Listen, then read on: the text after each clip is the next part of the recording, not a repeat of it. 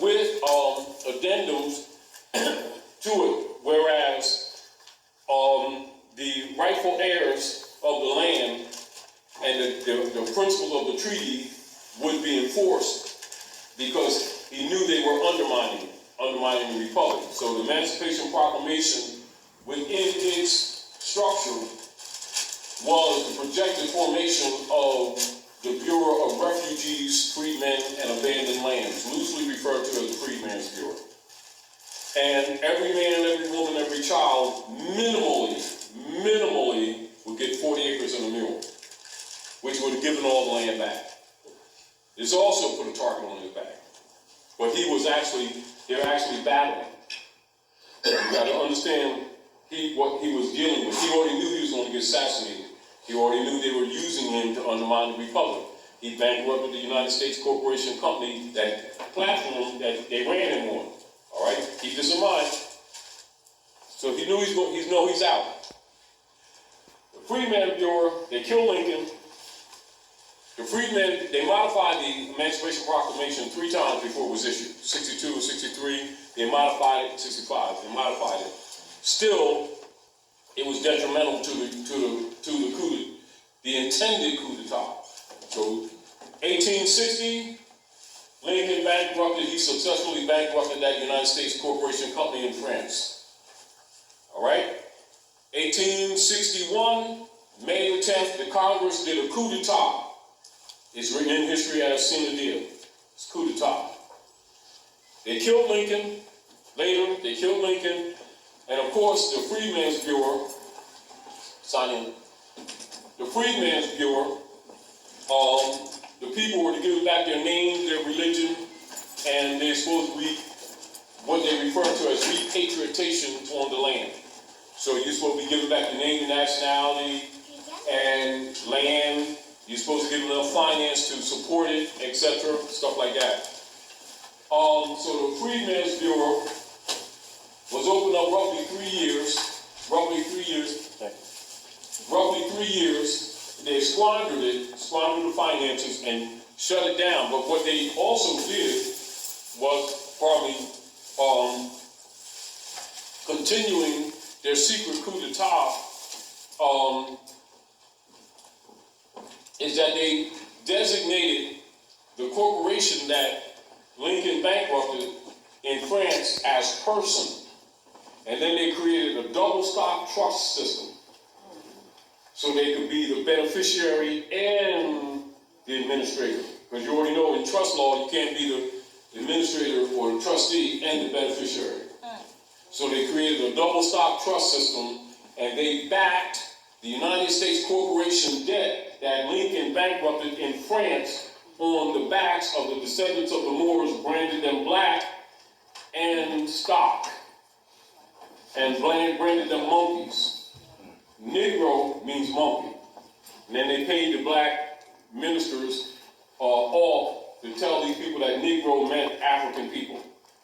And they agreed to be monkeys and lost their birthright, thinking that they were being citizens.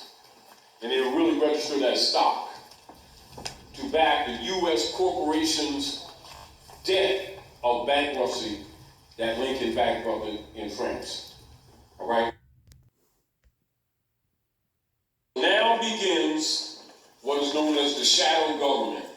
And so since 1861, the private corporation that Lincoln bankrupted, that was registered in France, has been impostered to the public as a country. This is where the fiction of the United States being a country has its origin. Are we clear? It's a private corporation that the masses think is a country. That began in 1861. All right? And so when you see our people keep calling the United States a country, you already know they're under the spell, and that they don't know anything about their nationality and their birthright.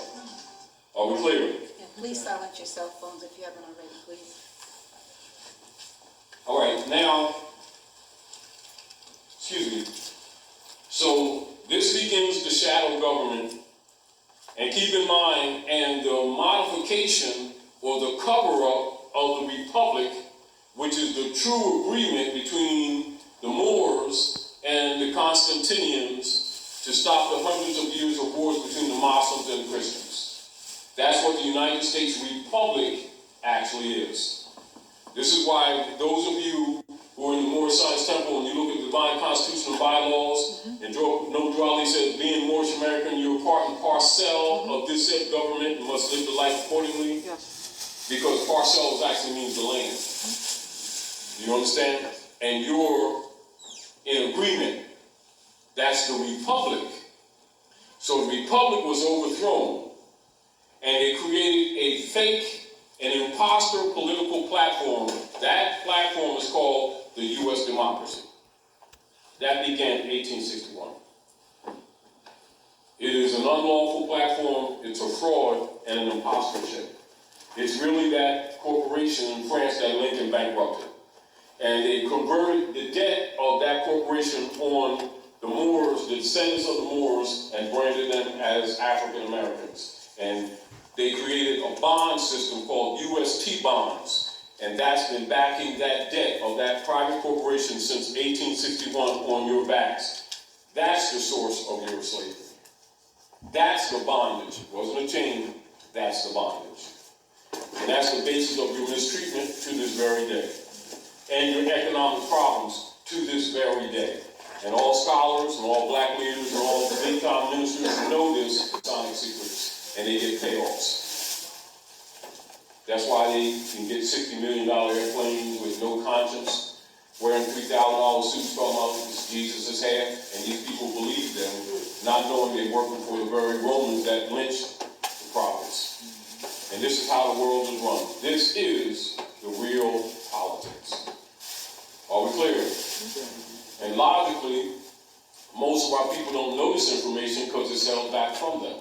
Except if they're in your higher degrees of Masonry, or Eastern Star, Knights Templar, Illuminati, Knights of Malta, Knights of Columbus, Titlos, Ku Klux Klan, Union Guard, White Familia, ETC, Knights of Malta, etc.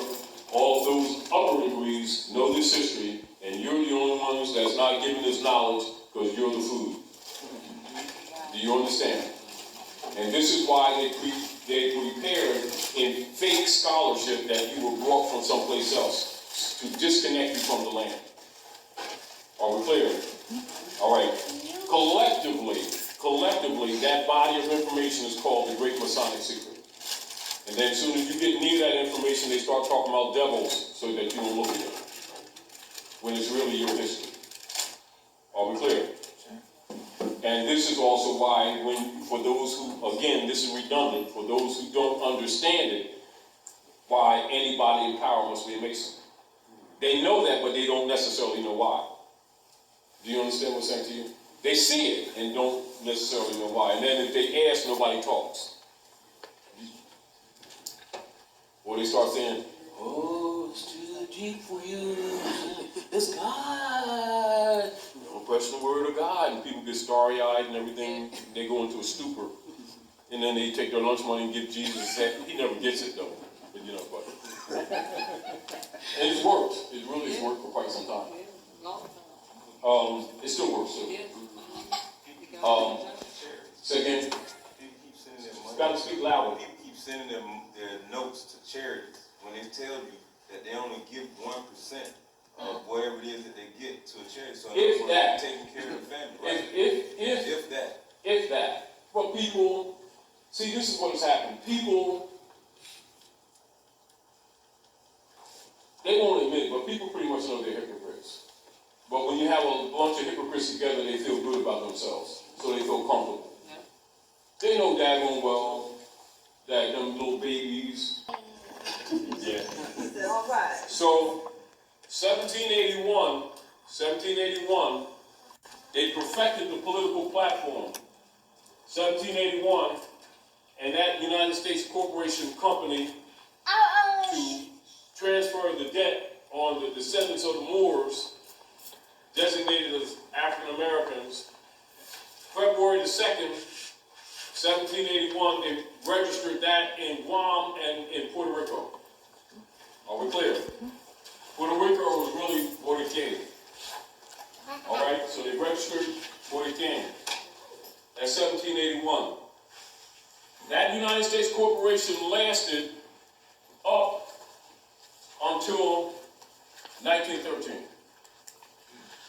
Noble Drew Ali, Anayawea, that's what you call Cherokee. I'm from Cherokee, speaking on behalf of the true heirs of the estate and enforcing the Treaty of Peace and Friendship, Ordinance of 1787, and the Constitution for the United States commanded to the Queen of England to honor the treaties and the Constitution and make sure that the rights, or what is called restoration of rights to the rightful heirs, who they branded Negro, Black, and Colored Indians, that they be put back in their proper person and that the estate be restored to them.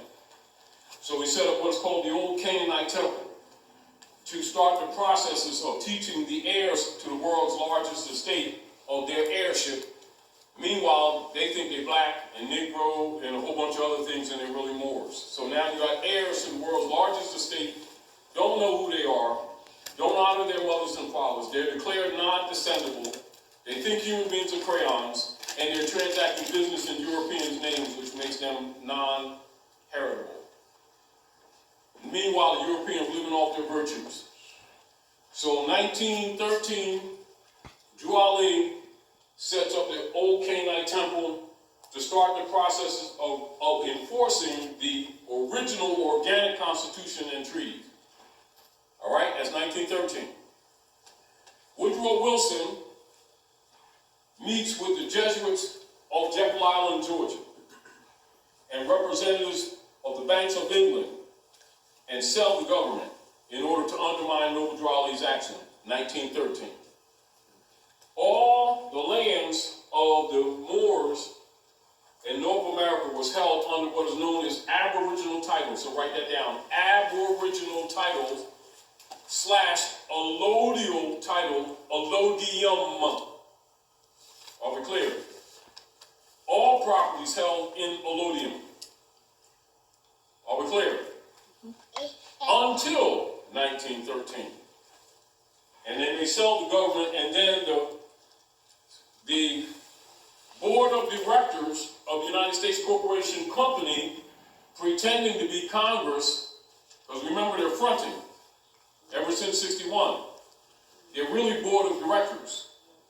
They convert all of the allodial titles into mortgages and deeds, 1913. Are we clear? That shell corporation lasts up until roughly around 1928. Meanwhile, Noble Drew Ali in 1925 set the Old Canaanite Temple registered as a civic organization. And with the support of Marcus Mosiah Garvey, was starting to teach government to the people because they were already being taught nationality. They're already being taught nationality, and so now they're being taught government structure for the restoration of the estate. They assassinated Noble Drew Ali in 1929, and then tried to create another shell, but it collapsed anyway. So that United States corporation collapsed. So a couple of years after they assassinated Noble Drew Ali, which is called House Joint Resolution 192, 73rd Congress in session, June the 5th of 1933, they created a fake bank holiday, steal the gold, create the Gold Act, and under the secret treaty of Verona that was already established in agreement, they start sending our gold to England. And it's split between the Vatican and the Queen of England 60-40. All right? That's the fake bank holiday in 1933 that they called the Depression. It was fake. And they set up another United States corporation company with its other shell. Notice that these shells, all of the United States, they're all shells. That United States Corporation Company was set up by Franklin Delano Roosevelt. And because Noble Drew Ali having taught these people their estate and people are starting to declare their nationality, they're still confused, they're still learning, but enough to get the world's attention.